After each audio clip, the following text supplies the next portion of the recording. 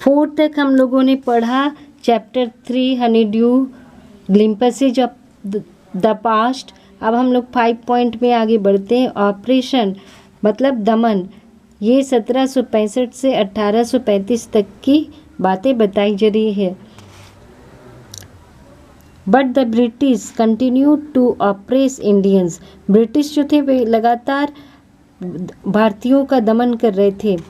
इन 1818 में they had pass regulation 3, मतलब regulation act वो 3 पास करते हैं और इसमें क्या होता है, under it an Indian could be jail without trial in a court, बिना कोर्ट में ट्रायल किए ही एक इंडियन को वो लोग डायरेक्ट जेल में भेज सकते हैं। इस रेगुलेशन एक्ट से ये उन्होंने लाया।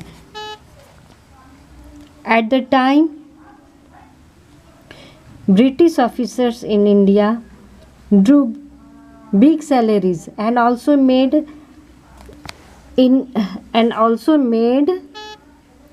fortunes in private business। अब ये क्या बताया जा रहा है कि वो लोग उन्हें बहुत बड़ी मतलब अधिक सैलरी मिलती थी अपने काम के लिए और साथ में वो अपना प्राइवेट बिजनेस भी करने लगे भारत में, मतलब अधिक से अधिक भारत से पैसे वो लोग कमा रहे थे। By 1829 Britain was exporting British goods worth 7 crore rupees in India. 1829 तक ब्रिटेन ने भारत में लगभग 7 करोड़ रुपये का सामान एक्सपोर्ट किया था, मतलब यहाँ से 7 करोड़ रुपये उन्होंने कमाए भारत के रुपये। फिर आगे देखते हैं। Governor general Bentinck reported back home, जो जब गवर्नर जनरल बेंटिक जो थे 1828 में उन्होंने यहाँ पर रहा था ना और सती प्रथा दूर किया था, तो वही जब वापस गए तो उन्होंने रिपोर्ट किया the bones of cotton weavers are bleaching the plains of India, कि भारत के जो जुलाहे हैं कॉटन इंडस्ट्री के माने सूती वस्त्र के, वो उनका जो बोन्स है भारत के भूमि में बिछा हुआ है ना। इतना यहाँ भारत में गरीबी हो गया था, लोग भूखों मर रहे थे, बहुत ही दुर्दिन था उस समय। अब 6 पॉइंट में आते हैं हम लोग। डिससेटिस्फैक्शन, अब असंतोष की भावना पूरे देश भर में फैल जाती है अंग्रेजों के विरुद्ध। ये यहाँ पर 1835 से 56 तक की बातें हैं। Education in India was in Persian and Sanskrit, उस समय क्या था कि संस्कृत में और पारसी भाषा में एजुकेशन मिलता था, मीडियम यही था। In 1835 a Englishman name Machiavelli suggested a change, Machiavelli ने अपनी शिक्षा पद्धति लाया है ना और 1835 में, और उन्होंने सजेस्ट किया we should teach the native through the English language, कि हमें इंग्लिश लैंग्वेज के द्वारा नेटिव को, यहाँ के लोगों को शिक्षित करना चाहिए। आई एग्री, और भी अधिकारी उनसे सहमत हो गए, अंग्रेज अधिकारी है ना।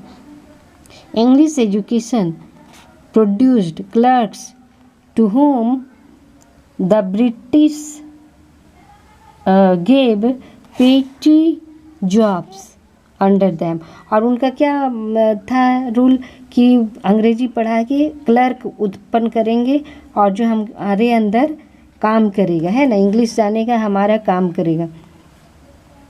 It also produced a new generation of intellectuals, लेकिन जब युवक लोग पढ़े इंग्लिश और वो नई साइंस टेक्नोलॉजी के संपर्क में आए तो वो अपने देश के बारे में सोचे कि, और उनका एक इंटेलेक्चुअल माने प्रबुद्ध वर्ग उत्पन्न हुआ और वो कहने लगे, उन्हें अपने देश की दुर्दशा का भान हुआ। We must educate our brothers, वो युवक लोग कहने लगे हमें अपने भाइयों को ज़रूर एजुकेट करना चाहिए, क्योंकि उस समय कितना कुप्रथा फैला हुआ था शिक्षा के बिना। And try to improve their material conditions, और इनका मटेरियल कंडीशन भी हमें इम्प्रूव करना चाहिए, सुधारना चाहिए। For that we must convey our grievances to the British parliament, वो बात ये कर रहे हैं कि हमें इसके लिए ब्रिटिश पार्लियामेंट में अपनी सुविधाओं को बताना होगा, अपनी बातें रखनी होगी। By 1856 the British had conquered the whole of India. देखो, ब्रिटिश ने पूरे भारत में लगभग अपना कब्जा जमा लिया 1856 तक। They cared little about the needs of Indians. भारतीय लोगों की आवश्यकता का वो बहुत कम ख्याल रखते थे। Our kings have become puppets and we have lost our old jobs. वो लोग बातें करने लगे कि हमारे जो राजा हैं वो तो पपेट्स मतलब कठपुतली बन गए हैं अंग्रेजों के हाथ, और हमने तो अपना जॉब भी, पुराना जॉब जो वो करते थे भारतीय लोग, वो भी खो दिया है। तो एक कहता है एंड लैंड्स, और अपनी भूमि भी खो दिए हैं। They are converting our brothers, वे लोग हमारे भाइयों को कन्वर्ट कर रहे हैं, अंग्रेजी पढ़ा रहे हैं, ईसाई बना रहे हैं और अपना गुलाम बना रहे हैं।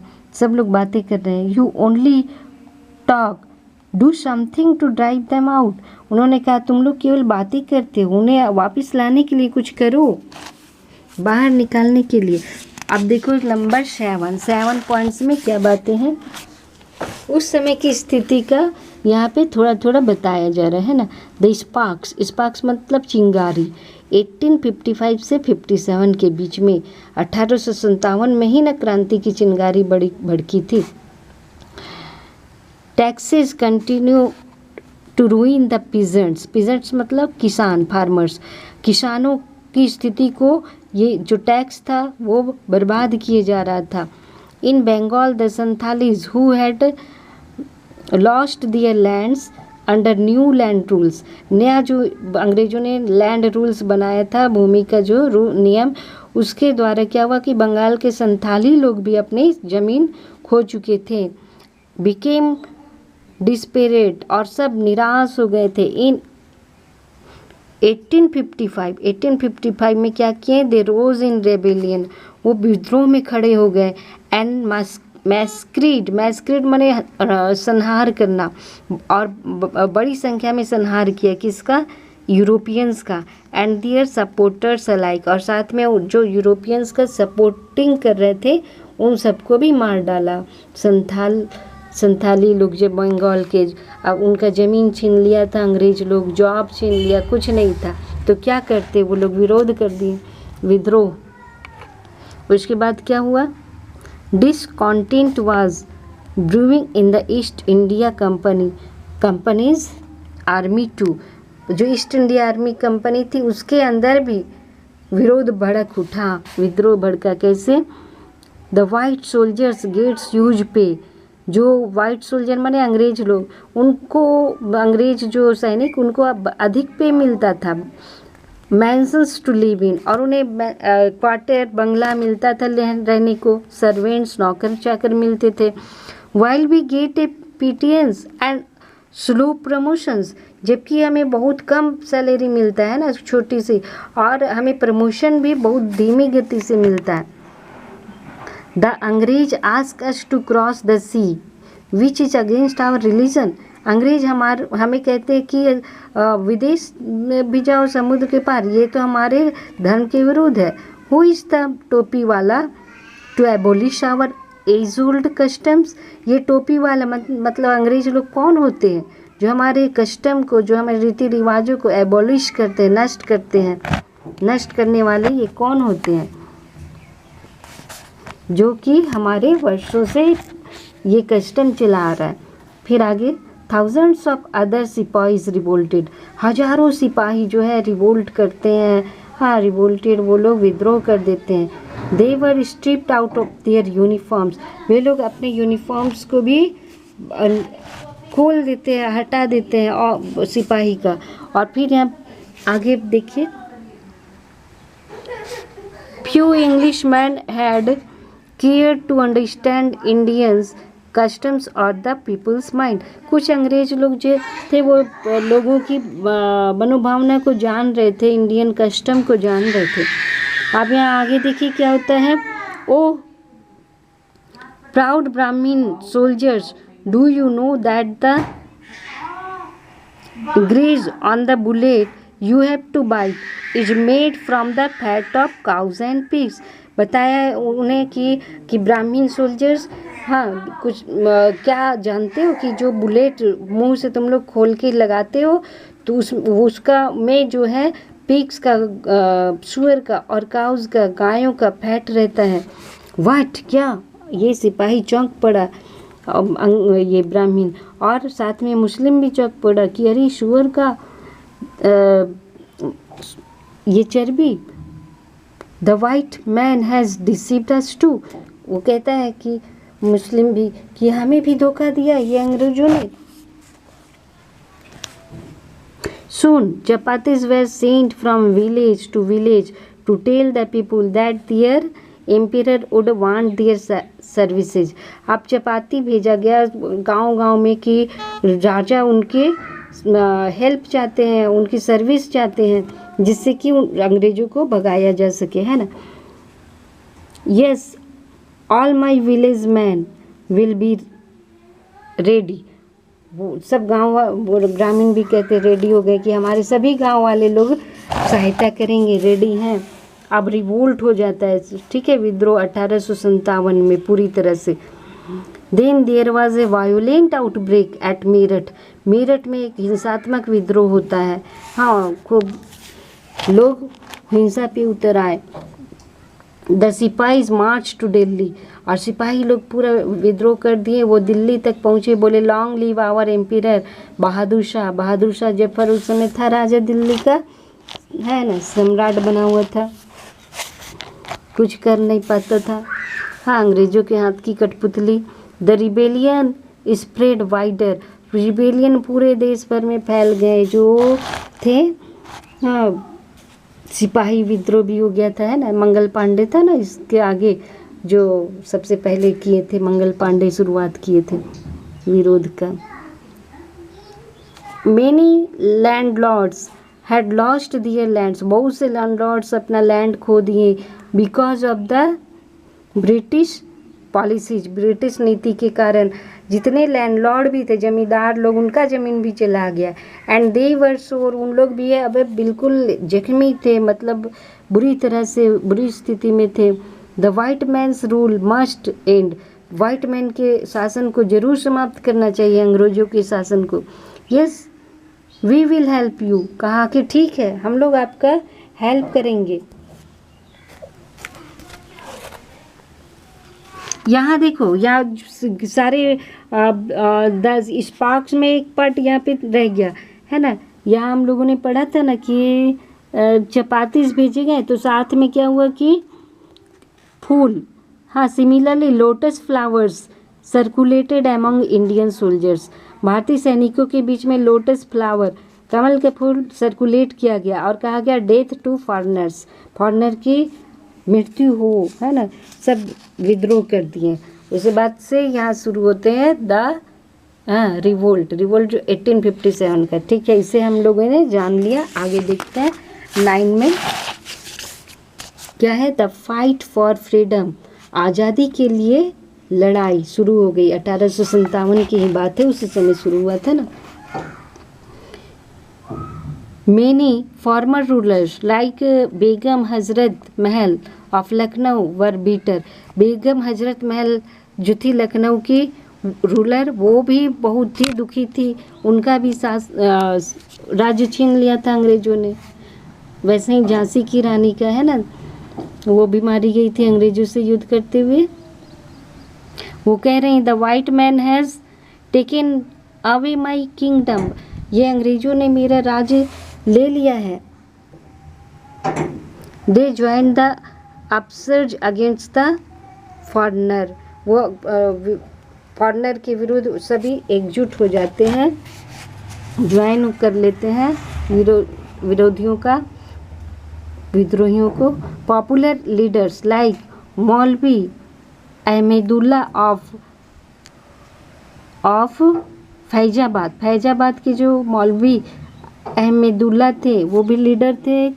उन्होंने कहा टोल्ड द पीपुल, लोगों से कहा राइज ब्रदर्स राइज, कि भाइयों उठो, जागो। द अंग्रेज इज रूइनिंग आवर लैंड। अंग्रेज हमारे जमीन को नष्ट कर रहे हैं, हमारी भूमि को, धरती को, है ना। अजीमुल्ला खान टोल्ड तात्या टोपे, अजीमुल्ला खान तात्या टोपे से उन्होंने कहा, we should have Peshwa Nand Sahab, Peshwa Nand ही है ना, Nand Sahab as our leader in this war of independence. उनका नाना साहब है, पेशवा नाना साहब को हमें अपना लीडर बनाना चाहिए इस इंडिपेंडेंस के युद्ध में, इस स्वतंत्रता के युद्ध में।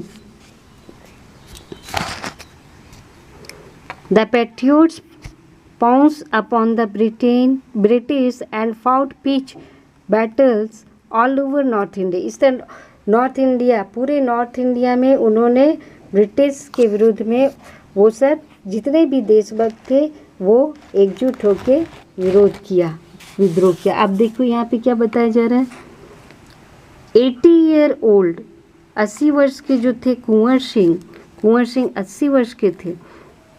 आप बिहार के वो थे स्वतंत्रता सेनानी है ना, received A bullet in his wrist. जब वो अंग्रेजों से युद्ध करते हुए भाग रहे थे और गंगा नदी पार कर रहे थे तो उनके हाथ में अंग्रेजों ने गोली चला दिया था उनके ऊपर, तो उनके हाथ में कलाई में लगा था गोली, ठीक है। तो वो क्या किए देखो, हाँ गंगा पार कर रहे नाव से, हाँ इनका तलवार भी है, युद्ध करके जा रहे थे वो, मतलब अंग्रेजों को मार के, तो उन्होंने गोली चला दिया था उन पे, तो उनके बाह में लगा, उनके ये कलाई में, यहाँ कह रहा है रिस्ट में।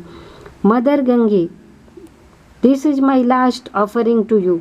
तो कुंवर सिंह ने कहा कि माँ गंगे ये मेरा अंतिम समर्पण है आपके प्रति। और वो अपना जहाँ पर गोली मारा था अंग्रेजों ने उसे हाथ काट के चढ़ा देते हैं उस कलाई को। इस तरह से सभी लोग, सोचो 80 वर्ष के कुंवर सिंह भी इस अंग्रेजों के विरुद्ध युद्ध में वो जमकर खड़े हुए और freedom for fight for freedom, स्वतंत्रता की लड़ाई के में सभी लोग सम्मिलित हुए। इस तरह से भारत को आज़ाद दिलाने में अनेकों ने, अनगिनत नेताओं ने और साथ साथ अनेक पब्लिक भी जो अपने देश का कुर्बान करके देश को स्वतंत्रता दिलाए हैं, ठीक है। अब हम लोग एक बात जानो कि ये सब्सक्राइब कर लो, पार्ट 1 मैंने पहले ही वीडियो डाल दिया है, 4 तक, 1 से 4 तक का पार्ट, और ये आगे मैंने बताया, तो पीछे का भी आप देखेंगे और ये भी देखेंगे, मैं डिस्क्रिप्शन में लिंक डाल दूँगी। और सब्सक्राइब करेंगे तो वीडियो अपने आप आपके पास पहुंच जाएंगे, और साथ में आई बेलकन जो है उसे भी क्लिक कर लेंगे। Okay, thank you, have a nice day. इसका मैं गेट ज्ञान में रिटेन भी डाल दूँगी।